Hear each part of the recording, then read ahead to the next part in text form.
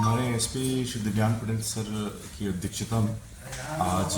रायगढ़ जिले में ऑपरेटिंग सभी माइक्रो फाइनेंस इंस्टीट्यूशंस की मीटिंग बुलाई गई,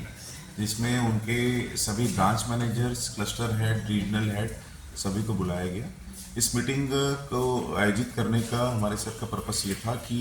हम रायगढ़ जिले में कितने माइक्रो फाइनेंस इंस्टीट्यूशंस ऑपरेट कर रहे हैं, पहली बात तो हम ये जान सकें।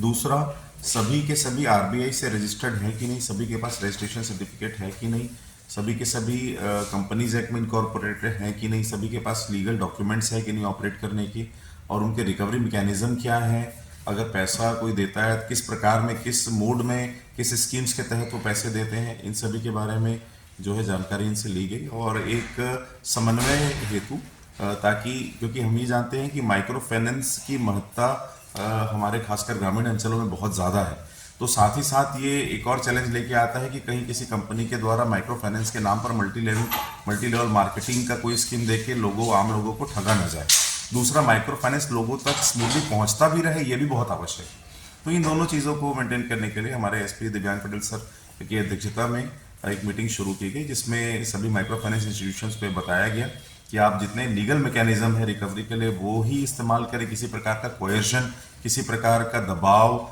या आप किसी के साथ इलीगल कार्य ना करें, अदरवाइज जो है उसमें अनावश्यक आप लोगों को कानूनन पचड़े में जो है पड़ना पड़ेगा। एंड सेकेंडली, जो भी चीज़ आरबीआई के जो गाइडलाइंस है, आरबीआई 1934 के तहत जो चैप्टर 3 के अंदर जितनी गाइडलाइंस है समय समय पर आरबीआई के द्वारा जारी किए गए सर्कुलर्स हैं, वो क्या ये कंपनीज फॉलो कर रही हैं कि नहीं, यहाँ ऑपरेट करने से पहले क्या उन्होंने प्रशासन को और पुलिस को इस कुछ सूचना दी है कि नहीं। और हमने एक प्रोफार्मा भी तैयार कराया है एसपी सर के मार्गदर्शन में, जिसमें सारी डिटेल्स उन कंपनी की फाइनेंशियल हेल्थ कैसी है, उनकी मदर कंपनी की फाइनेंशियल हेल्थ कैसी है, ये जानने के लिए हमने लास्ट 5 ईयर्स का बैलेंस शीट भी मंगाया है, जिसके एनालिसिस करके